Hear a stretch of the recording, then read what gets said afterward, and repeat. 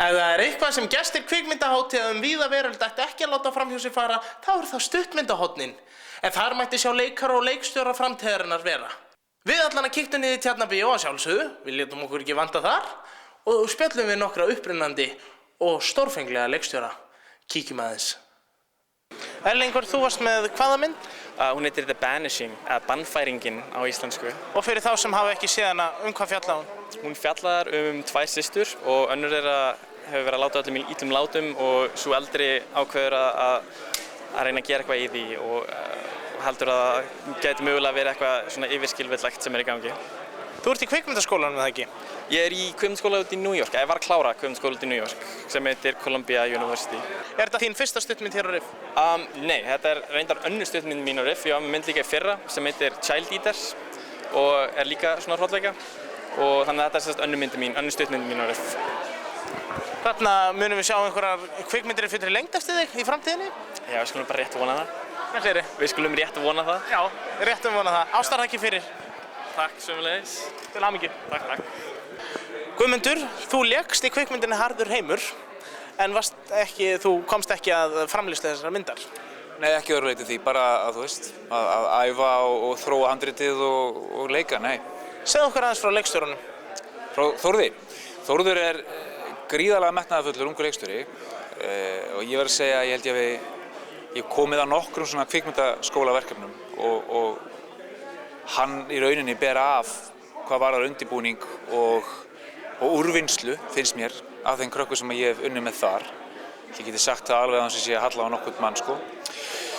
Og maður fann það bara þegar maður hitti hann hvað þeir voru rosalega vel undirbúnir. Þessi strákar sem voru að gera þetta, hann og Egill Antonsson, kvikmyndatökumaður. Hvað þeir vissu nákvæmlega hvað þeir vildu, hvað þeir voru samt opnir og tilbúnir í æfingar og ræða þessar persónur. Og þeir virtust líka skilja það, þú veist, þau voru með mynd þar sem er með barn í rauninni í stærsta hlutverki og þá þarf að æfa alveg ekstra vel. Þannig að það gekk alveg ótrúlega vel. Það var bara vel skipulagt og skemmtilegt ferli að taka þátt í. Og þér þótti það mjög skemmtilegt? Mjög skemmtilegt, algjörlega. Sem er þetta fyrsta myndin, svo ég spyr bara, er þetta fyrsta myndin þín á RIF? Vistu það, ég bara man það ekki. Ég er með aðra mynd á RIF núna, Days of Grey, sem var frumsýnd á föstudaginn, þar sem Hjaltalín spilar undir. Já, gerðir þú hana? Nei, ég gerði hana ekki, ég er að leika í henni. Þú ert að leika í þessu öllu saman? En ég bara man það ekki, hvort að einhver aðra myndir sem ég verði að verða á RIF. Nei, enda ætla ég bara að taka þessa spurningu tilbaka og fara að spyrja þig eitthvað annað. Hvað voru þetta margir tökudagar? Þetta, Mér langar að segja 5. Við fáum ekkert upp á þessum manni. Mér langar að segja 5. Þetta er svo langt síðan það var. Þú veist, ég var 5 daga í Þorlákshöfn. Fínt. Skilurðu, já. Og það var ógeðslega kalt. Hrikalega kalt. En það er nú alltaf gaman að búa til bíó, er það ekki? Jú, þetta var mjög skemmtilegt. Mjög skemmtilegt ferli. En hvað er framöndan hjá þér, ef við mættum spyrja? Í bara mínu lífi, eða? Bara í bransanum? Í bransanum. Ég að skrifa handrita einni bíómynd. Ég þarf að koma út núna vonandi á næsta ári ensk bíómynd sem ég leik aðalhlutverki sem heitir Chasing Robert Barker. Já, sem að mér skilst að sé að koma mjög vel út. Bara eitt og annað, sko. Já. Frábært. Gangi þér allt í haginn, ástarþakkir fyrir. Já, sömuleiðis. Nocturne, fyrir þá sem hafa ekki séð, hvað fjallar hún?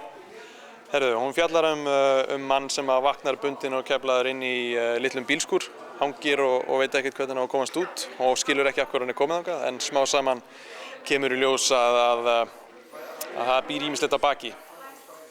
Það býr ýmislegt að baki og við skulum ekkert spilla meira fyrir því. Hvernig var að gera þessa mynd?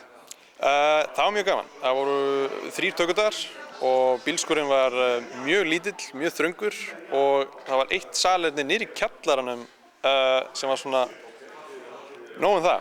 Það var mjög þröngt og mjög sveitt en það var ógeðslega gaman út af þetta var í rauninni þetta voru allir í svo mikilli kremju og allir svo mikið inn í myndin einhvern veginn hvernig það var út af því myndin er náttúrulega bara einhvern veginn óþægilegt svona klaustrofóbískt dæmi og þannig að það einhvern veginn skilaði sig finnst mér út í lukkið á henni. Það mætti eiginlega segja það að þið hafi upplifað þetta eins og karakterinn upplifað þetta. Já, við vorum nánast farin að binda hvort annað í lokin. Er það ekki? Jú. Er þetta fyrsta myndin inn á RIF? Önnur. Önnur myndin. Ég er með aðra mynd í holli nummer 3 sem heitir Ibiza og er allt öðruvísi, það er gamanmynd. Þannig að þér finnst gaman að flakka eða hvað? Ég er aðalega búinn að vera í gamanmyndum en mér finnst mjög gaman að aðeins að dífa stóru tönn í eitthvað annað og pröfa. Og pröfa þið áfram. Já, þannig gerir maður meistaraverk, eða ekki? Já, nákvæmlega. Er eitthvað framöndan hjá þér?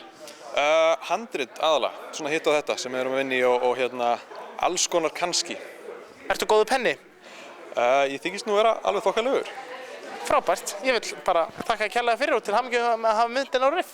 Herri, takk kærlega fyrir sömuleiðis. Þakka þér. Atli Bollason, Numbers and Friends. Sástu mína stuttmynd sem var hérna í fyrra? Nei, því miður misti ég af henni. Það var mikið að gera og ég komst ekki að sjá hana. Ég sá heldur ekki þína. Ég var ekki með hana mynd í fyrra.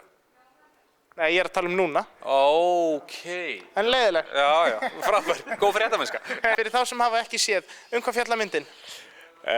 Hún fjallar ungan Evrópumann sem kemur til Bandaríkjanna og reynir að átta sig á því hvernig hlutirnir ganga fyrir sig þar. Og í gegnum það sem við kalla fantasy sport, sem sumir vita kannski ekki, er að velja sér leikmenn úr hinum á þessum liðum í einhver ákveðinni deild og eru að smíða sitt eigið lið og fylgjast svo með statistíkinni eins og hún vindur upp á sig á leiktímabilinu og sjá þá hvernig er mitt lið að standa sig með við þá leikmenn sem ég hef valið í mitt lið. Já, og í gegnum hann byrjar að spila þetta og gegnum það fyrir hann að læra á hvernig hlutir eru gerðir í Bandaríkjunum og já, það er í sem stystu máli kannski. Já, ég skilji. Hvað varstu lengi að skjóta myndina og þú skaust hana úti, var ekki svo? Jú, þetta er ekki mín mynd, sko. Ég er bara leik í myndinni og hjálpa til við að framleiða hana. Leikstjórinn Alexander Carson, hann er Kanadamaður sem ég kynntist í Montreal þegar ég bjó þar og við skutum myndina saman í 3 löndum og svo skaut hann sjálfur í Toronto og þetta var langur prósess, 14 mánuðir eða eitthvað, 16 mánuðir meira. 3 löndum? Hvaða lönd? Nei, í 4. Við skutum fyrst í Detroit í Bandaríkjunum, svo skutum við í Berlín, við skutum í Clermont-Ferrand í Fraklandi og hann hefur skotið í Toronto án mín. Er þetta fyrsta stuttmyndin sem þú leikur í á Riff?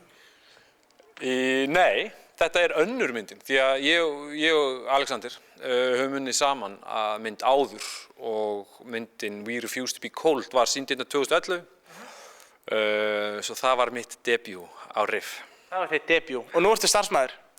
Já, ég var þar enda líka og var þar löngu áður en sú mynd og nokkuð tíma tekið til sýninga. Já, þú meinar. Þannig að það mætti eiginlega segja það að Riff vakti þinn áhuga á kvikmyndaleik. Í einhverjum skilningi mætti leiða það út, já. Ég ætla ekki að tefja það mikið lengur, ég ætla bara að óska þér til hamingju. Gaman að spjalla þig. Þakka þér fyrir, Níels. Þakka þér fyrir.